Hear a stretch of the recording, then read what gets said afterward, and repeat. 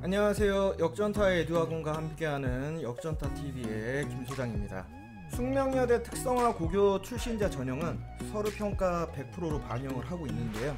모집 단위를 지금 보시면 아시겠지만 전체 26명 모집을 하고 있는데, 그 중에서 인문사회 계열에서 18명, 의류를 포함한 자연 계열에서 8명 모집으로 이루어져 있습니다. 숙명여대 서류평가 요소는 진로 역량, 탐구 역량, 공동체 역량으로 이루어져 있는데, 평가 항목별 반영 점수는 숙명여대 일반 종합전형과는 다르게 반영을 하고 있습니다. 일반 종합전형이 진로가 45%, 탐구가 35%, 공동체가 20%인데, 특성화 고교 전형은 진로 40%, 탐구 역량 45%, 공동체 역량 15%로 이루어져 있습니다. 이 숙명여대에서 특성화고 학생들에게 요구하는 가장 중요한 부분이 바로 이 기초 학업 역량, 그리고 자기주도 학습 역량이라고 하는 걸 굉장히 강조해서 보는 게 아닌가, 이런 부분을 조금 주목해서 보실 필요가 있는 것 같은데요.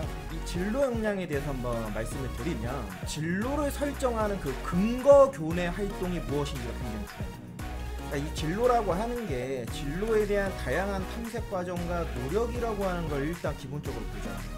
학교 내에 있었던 활동, 이게 수업이든 동아리든 뭐 교내 활동이든 그건 상관이 없습니다. 그 활동을 통해서 내가 앞으로 나아가고자 하는 진로에 대해서 어떻게 이제 내가 받아들였느냐, 그리고 어떤 조사와 탐색 활동을 동아리 아니면 진로 관련 활동을 통해서 구체적으로 보여주는 게 매우 중요합니다. 여기에 진로와 관련된 이 교과목 이수, 그리고 이제 교과목에 대한 학업 역량을 보여줘야 되니까 당연히 학습 공부 또한 매우 열심히 하셔야 되겠죠. 탐구 역량은 대학에서 학습을 이어나갈 수 있는 학업 역량을 보여주는 게 핵심인데요.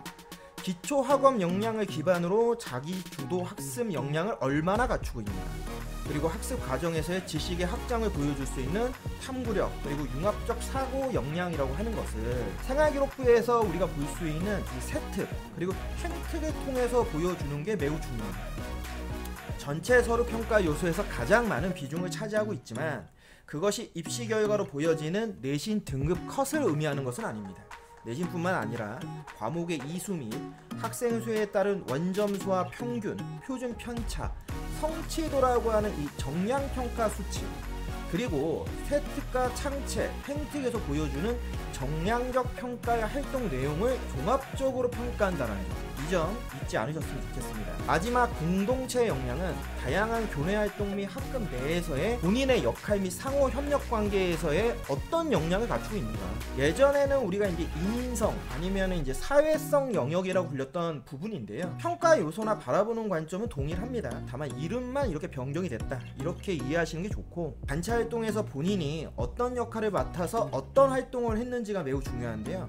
그것이 우리가 일반적으로 얘기하는 회장이나 부회장 같은 임원을 꼭 맡아야 된다, 이런 것은 아닙니다. 이것보다 더 중요하게 보는 게 바로 뭐냐면, 주어진 역할을 어떻게 성실히 활동을 해서 전체적으로 학급에 도움을 주었는가, 아니면 이 부분이 나에게 어떠한 부분을 성장시켰는가, 그러한 것들이 더더욱 중요하다 보니까 실제로 생활기록부를 쓸 때 뭐 회장을 했다, 부회장을 했다, 이런 것도 중요할 수 있지만, 내가 학급 내에서 청소라고 하는 부분의 역할을 맡았다 하더라도 그 부분에 대해서 구체적인 사례를 통해서 학급 전체에 대해 어떤 영향을 끼쳤는지, 아니면 나 개인적으로는 어떤 발전을 했는지를 보여주는 게 더 중요하다.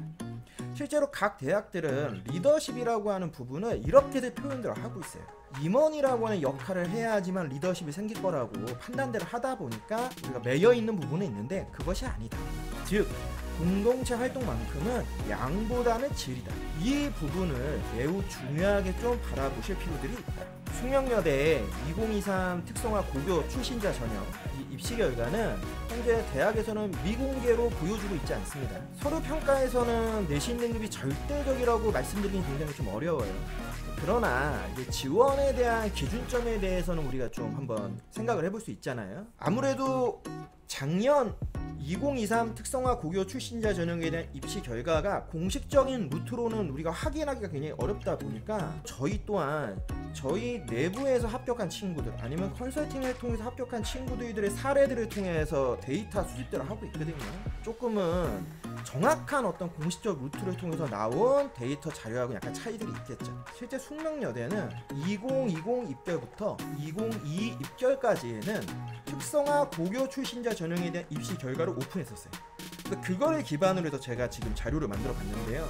3개년 기준 했을 때 인문 사회계열 평균 컷은 1.6 정도가 되고 있고요. 보시다시피 아마 자연 생활계열 같은 경우에는 평균 컷이 조금 폭 차이는 있지만 일반적으로 한 1.5 이내 정도에서 왔다 갔다 하고 있습니다. 우리가 거기서 조금 더 주목해서 봐야 되는 건 바로 뭐냐, 인문 사회계열 같은 경우에는 20 입결에 비해서 2 입결의 등급 컷을 보시면 계속 증가했다라는 걸 우리가 알 수 있습니다. 실제 작년에 몇몇 학과에서 합격했던 친구들의 사례이긴 하지만 합격 컷 기준이 1.4대까지 계속 올라가고 있는 거예요.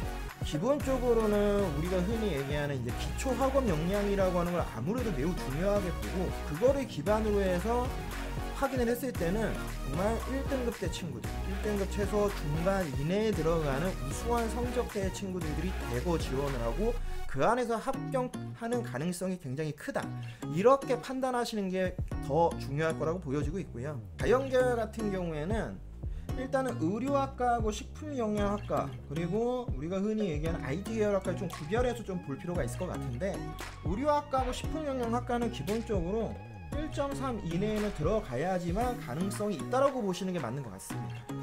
의료학과가 약간 편차가 있다고 하지만 최근에는 이 의료 관련 학과에서 최상위권 성적을 갖고 있는 친구들이 쓸 수 있는 의료 계열 이 특성화고 전형이 거의 없어요. 그러다 보니까 결국에는 숙명여대에 몰릴 수밖에 없는 부분들이 있고, 식품 영양 또한 마찬가지죠. 전통적으로 1등급대에 있는 친구들이 기본적으로 쓰는 라인들이 있습니다. 그 라인에 의거하면은 숙명여대가 거의 3번 아니면 4번 카드 안에 무조건 들어오기 때문에 그 부분에서는 굉장히 높은 성적대를 아마 요구할 수밖에 없다.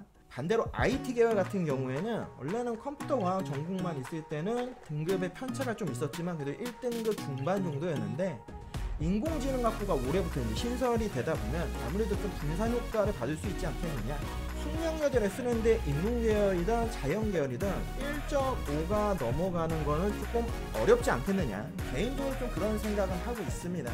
기준점을 잡을 땐 그래도 1등급 중반 안에는 들어와야 됩니다. 인서울 상위권 대학들은 아무리 종합전형이라고 해도 학업 역량에 대한 반영 비율이 높기 때문에 우수한 교과목별 성취도와 세특은 당연히 기본입니다.